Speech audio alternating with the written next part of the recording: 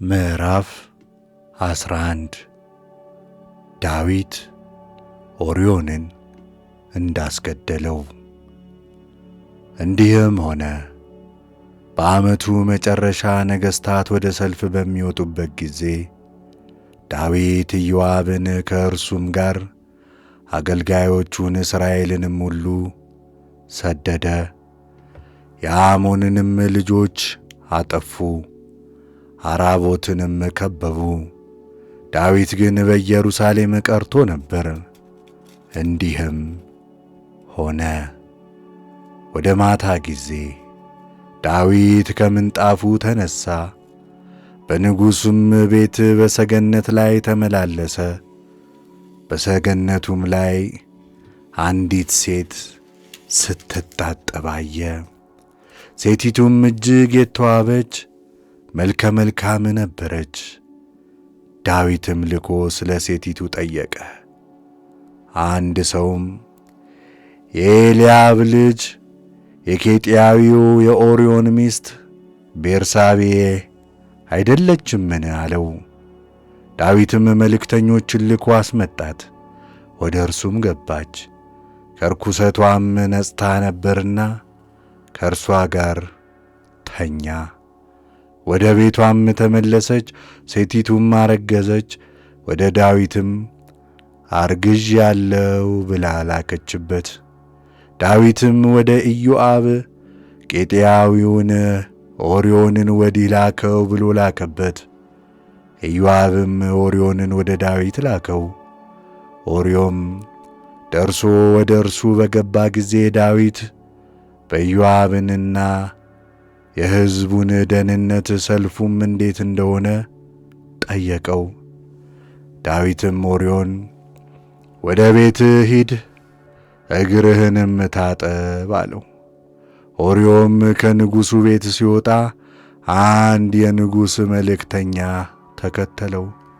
ኦርዮ ግን ከጌታው አገልጋዮች ሁሉ ጋር በንጉሡ ቤት ደጅ ላይ ተኛ፣ ወደ ቤቱም አልወረደም። ኦርዮ ወደ ቤቱ አልሄደም ብሎ ለዳዊት ነገሩት። ዳዊትም ኦርዮን አንተ ከመንገድ የመጣህ አይደለህምን? ስለምን ወደ ቤትህ አልወረድክም? አለው።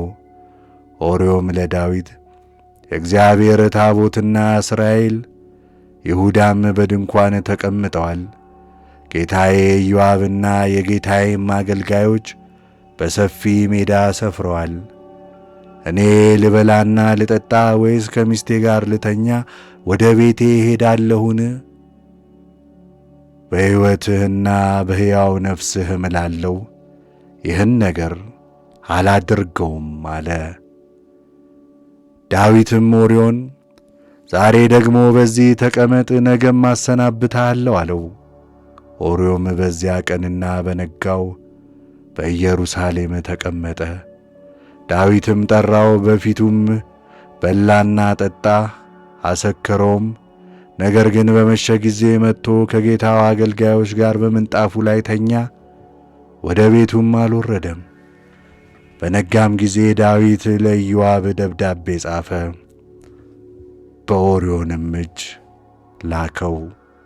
በደብዳቤውም ኦርዮን ጽኑ ሰልፍ ባለበት በፊተኛው ስፍራ አቁሙት፣ ተወግቶም ይሞት ዘንድ ከኋላ ሽሹ ብሎ ጻፈ።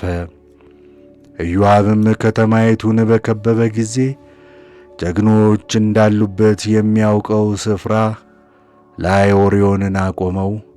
የከተማይቱም ሰዎች ወጥተው ከኢዮአብ ጋር ተዋጉ። ከዳዊት አገልጋዮች ከሕዝቡ እንዳንዱ ወደቁ። ኬጢያዊው ኦርዮም ደግሞ ሞተ። ኢዮአብም የጦርነቱን ዜና ሁሉ ለዳዊት ይነግሩት ዘንድ ላከ። ለመልእክተኛውም እንዲህ ብሎ አዘዘው፣ የጦርነቱን ነገር ሁሉ ለንጉሡ ንገረው። ነግረህም በፈጸምክ ጊዜ ንጉሡ ቢቈጣ እንዲህ ቢል፣ ልትዋጉ ወደ ከተማይቱ ለምን ቀረባችሁ? ከቅጥሩ በላይ ፍላጻ እንዲወረወር አታውቁምን? የኔር ልጅ የይሩበኣልም ልጅ አቤሜሌክን ማን ገደለው? አንዲት ሴት ከቅጥር ላይ የወፍጮ መጅ ጥላበት የሞተ አይደለምን? ስለምን ወደ ቅጥሩ እንደዚህ ቀረባችሁ? አንተም ባሪያህ ኬጢያዊው ኦርዮ ደግሞ ሞተ በለው አለው። የኢዮአብም መልእክተኛ ወደ ኢየሩሳሌም ወደ ንጉሡ ሄደ። ደርሶም ኢዮአብ የነገረውን የጦርነቱን ዜና ሁሉ ለዳዊት ነገረው። ዳዊትም በኢዮአብ ላይ ተቆጣ። ያንተ መልእክተኛ ትዋጉ ዘንድ ወደ ከተማ ቅጥር ለምን ቀረባችሁ? በቅጥሩም እንደምትቆስሉ አታውቁምን? የይሩበኣል ልጅ አቤሜሌክን ማን ገደለው? አንዲት ሴት ከቅጥር ላይ የወፍጮ መጅ ጥላበት በቴቤስ የሞተ አይደለምን? ስለምን ወደ ቅጥሩ ቀረባችሁ? አለው። መልእክተኛውም ዳዊትን ሰዎቹ በረቱብን፣ ወደ ሜዳም ወጡብን፣ እኛም እስከ በሩ መግቢያ ድረስ አሳደርናቸው።